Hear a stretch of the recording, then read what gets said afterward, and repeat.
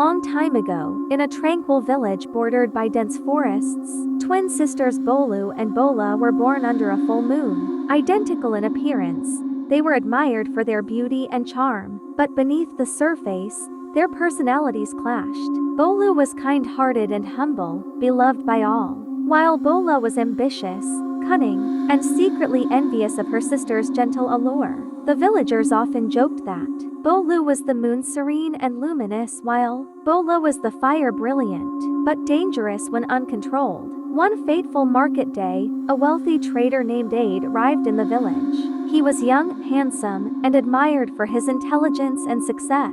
When Aid first saw Bolu, he was struck by her beauty and quiet grace. He pursued her with gifts and sweet words, eventually winning her heart. When Aid approached the twins' father to ask for Bolu's hand in marriage, the family celebrated, but Bola's smile was forced. She congratulated her sister outwardly, but her heart burned with jealousy.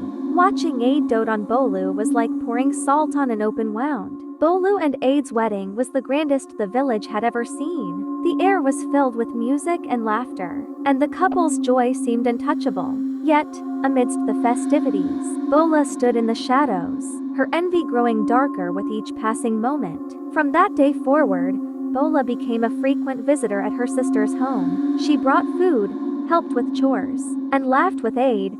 To the village, she was a devoted sister, but in her heart, a sinister plan was taking shape. Months later, Bola invited Bolu and Aid to her home for a special feast. She cooked with great care, crafting dishes that were both delicious and beautifully presented. Bolu, unsuspecting of her sister's intentions, praised Bola's generosity. But Bola had laced Bolu's meal with a slow-acting poison, one that would make her death appear natural. As Bolu and Aid ate, Bola's laughter rang out louder than ever. Within days, Bolu fell gravely ill. The village healers tried every remedy, but Bolu's condition worsened. She passed away quietly one night, her gentle spirit slipping from the world. The village mourned deeply, but none wept louder than Bola. Crying painfully, she played the role of the grieving sister perfectly. As the weeks turned into months, Bola visited Aid often, offering to help him in his grief. Her presence was a comfort to him, and soon Aid began to see her in a new light. Though she lacked Bolu's quiet demeanor, Bola's fiery personality brought energy back into his life. When Aid eventually proposed to Bola, she accepted with glee. Her dream had finally come true. She was now the wife of the man she had coveted. The villagers whispered behind her back, suspicious of her sudden rise to happiness, but Bola ignored them. She believed her past was buried. Not long after their marriage, strange occurrences began in Aid and Bola's home. At night, Bola would wake to the sound of soft footsteps echoing through the halls. She would hear faint whispers calling her name, though no one was there. One night, while Bola was alone, a chilling voice echoed through the room. "Sister, white sister, you kill me." Bola froze. The voice was unmistakably Bolu's. Her blood ran cold as the room filled with the scent of flowers, Bolu's favorite. Terrified, Bola confided in Aid, but he dismissed her fears as guilt over Bolu's death. Yet, the hauntings only grew worse. Shadows flickered in the corners of the house, and objects moved on their own. Bola's nights became plagued by vivid dreams of Bolu, her once kind eyes now glowing with sorrow and anger. Desperate for answers, Bola visited the village priestess, an old woman said to commune with the spirits. The priestess listened quietly as Bola recounted her experiences, then gazed into the flames of her fire. "The dead do not rest when wronged," the priestess said. "Bolu knows what you did.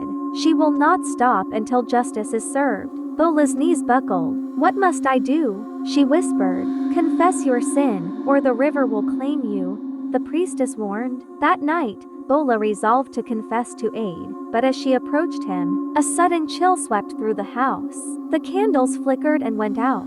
When Bola turned, she saw Bolu standing in the doorway. Her once beautiful face was pale, her eyes glowing with an unearthly light. "No!" Bola screaming. "I saw him first, but he chose you and not me.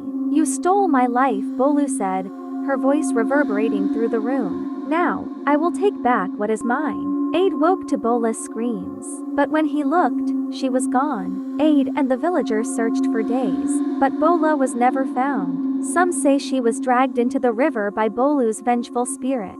Others claim she fled the village, consumed by her guilt. It still remains a misery. Ade, left alone once again, became a quiet and somber man. He became a lost man, and he often visited Bolu's grave, leaving flowers and murmuring apologies for not seeing the truth sooner. The tale of Bolu and Bola became a warning to the village, a reminder of the destructive power of envy and betrayal. To this day, villagers say that on moonlit nights, the river whispers with the voice of Bolu, while a shadowy figure wanders the banks, forever seeking forgiveness that will never come. If you want more of these stories, make sure to subscribe to my channel. Please remember to subscribe to this channel and give my video a thumbs up, and I'll see you in my next video soon. Thank you.